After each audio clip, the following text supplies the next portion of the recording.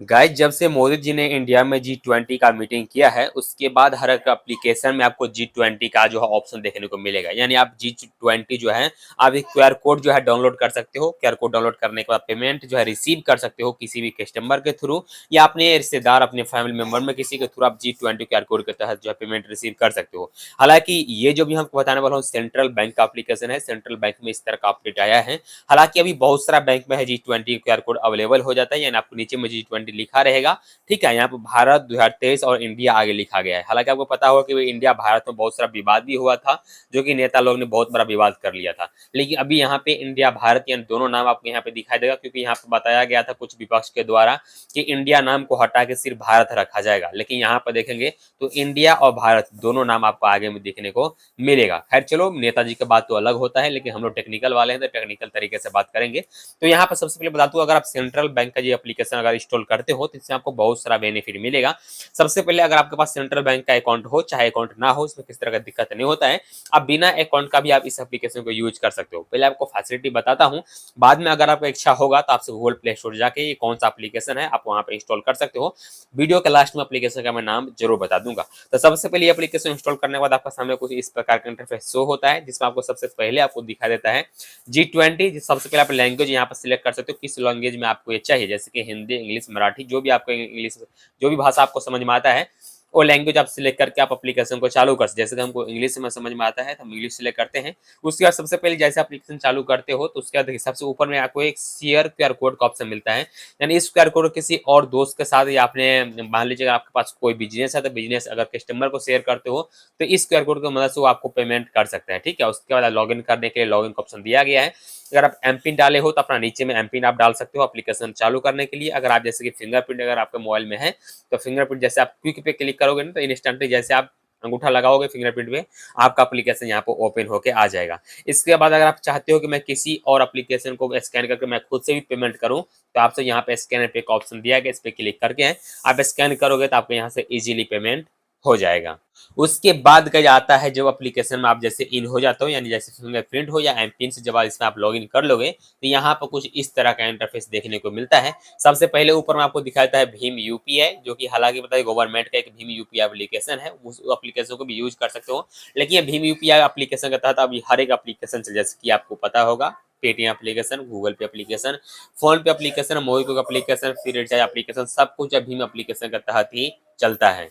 तो गाइस उसके बाद इस एप्लीकेशन जब आप यूज करते हो तो यहाँ पे एक ऑप्शन मिलता है आपको सेल्फ मनी ट्रांसफर का, टू कॉन्टैक्ट का। यानी सेल्फ में होता है कि अगर आपके पास एक से ज्यादा अकाउंट है तो आप अपने ही अकाउंट में यहाँ से मनी ट्रांसफर कर सकते हो। दूसरा दिया गया टू कॉन्टैक्ट का, यानी मान लीजिए कि आपका दोस्त का किसी का मोबाइल नंबर आप अपने मोबाइल में सेव किए हो तो उसी के नंबर से आप यहाँ पेमेंट कर सकते हो। दूसरा दिया गया है पे टू यूपीआई, यानी अगर चाहते हो किसी को भी मतलब आप यूपीआई के थ्रू पेमेंट कर, जैसे कि आज के डेट में मान लीजिए आपके पास है ये एप्लीकेशन सेंट्रल बैंक का, अगर आप चाहते हो मैं गूगल पे में करूं तो आप यूपीआई पे क्लिक करके उसका गूगल पे का अगर यूपीआई यहाँ पर डालोगे तो उसको पेमेंट कर सकते हो। उसके बाद आता है बैंक ट्रांसफर का ऑप्शन। ये बैंक ट्रांसफर आप किसी का भी बैंक नंबर यहाँ पर डाल के पेमेंट कर सकते हो। उसके बाद आता है रिचार्ज एंड बिल पेमेंट का ऑप्शन। यहाँ पर रिचार्ज और बिल पेमेंट में बहुत सारा ऑप्शन आपको देखने को मिलेगा। जैसे रिचार्ज और बिल पेमेंट में आप इंश्योरेंस का बिल पेमेंट कर सकते हो, रिचार्ज कर सकते हो, यूटिलिटी बिल पेमेंट कर सकते हो, सब कुछ आप यहाँ से ही कर सकते हो। जैसे फेवरेट पे में अगर मान लीजिए आप प्रति दिन या प्रति महीना या प्रति हफ्ता में किसी न किसी को पेमेंट करते रहते हो तो फेवरेट पे अगर कर लेते हो तो यहाँ पर आपको फेवरेट में रहेगा ऑप्शन,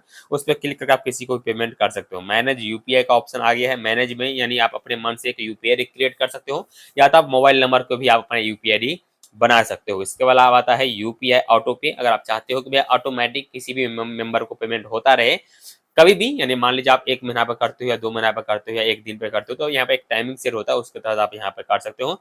इसके अलावा पे टू एमएमआईडी का ऑप्शन दिया गया है। पेंडिंग कलेक्ट रिक्वेस्ट का, यानी किसी को रिक्वेस्ट भेजते हो तो वो आपको पेमेंट किया है या नहीं किया है उसका जानकारी आप यहीं से ले सकते हो। ट्रांजेक्शन हिस्ट्री जान सकते हो और शेयर माई क्यूआर कोड, यानी अगर आप अपना क्यूआर कोड देखना चाहते हो तो जब आप शेयर पे क्लिक करो तो आपको क्यूआर कोड यहाँ पे आ जाएगा। हालांकि दो तरह से ऑप्शन मिलता है, यहाँ पे भी मिलता है और यहाँ पे भी, दोनों तरीके से जो आप यूपीआई ले सकते हो। ऊपर में आपको यूपीआई लाइट का ऑप्शन मिला है, जो कि इससे पहले 2000 का लिमिट था, लेकिन अभी 5000 का लिमिट हो गया है। ट्रांसफर लिमिट 500 कर दिया गया, जो कि पहले 200 ही था। सो यहाँ पे इतना फैसिलिटी दिया गया। नीचे में देखेंगे तो नीचे में भी यूपीआई लाइट है, सेंड मनी है, स्कैन एंड पे है, रिसीव मनी है और यहाँ पे रिचार्ज एंड बिल पेमेंट का ऑप्शन नीचे में भी ऑप्शन आपको दिया गया है। इसके आगे गाइस दिया गया है सबसे पहले आपका जो भी मान लीजिए आपका नाम जो भी हो, रोहन हो, सोहन हो, मोहन हो, तो आपका ऊपर में नाम आपको दिखेगा। उसके नीचे में आपका यूपीआई आईडी दिखेगा, मोबाइल नंबर दिखेगा और क्रिएट नया यूपीआई चाहते हो तो वो भी कर सकते हो या मैनेज करना चाहते हो मैनेज भी कर सकते हो। यहाँ पे अगर सिक्योरिटी की बात किया तो आप सेट पिन भी कर सकते हो, चेंज एम पिन भी कर सकते हो, या अगर आपको मोबाइल में फिंगरप्रिंट अवेलेबल है तो बायोमेट्रिक डिवाइस के थ्रू आप अनलॉक लॉक भी कर सकते हो। यानी आपके मोबाइल में जो फिंगरप्रिंट है ना उसी से आप कर सकते हो, ठीक है। उसके बाद आई एम मर्चेंट, अगर आप मर्चेंट हो तो मर्चेंट पे क्लिक करके मर्चेंट अकाउंट भी आप यहीं से क्रिएट कर सकते हो। ऊपर में क्यूआर कोड का जो ऑप्शन आपको दिख रहा है इस पे क्लिक करके क्यूआर कोड को आप देख सकते हो। उसके बाद अभी तक आपको पेमेंट कोई किया है या नहीं किया है उसका भी जानकारी आप यहीं से ले सकते हो। जैसे कोई एक्सेप्ट हुआ तो एक्सेप्ट पे क्लिक कर सकते हो, रिजेक्ट हुआ तो रिजेक्ट पे क्लिक कर सकते हो, कोई पेंडिंग है तो पेंडिंग वाला भी आप देख सकते हो कि भाई कितना अभी तक पेंडिंग में गया है मेरा बैलेंस।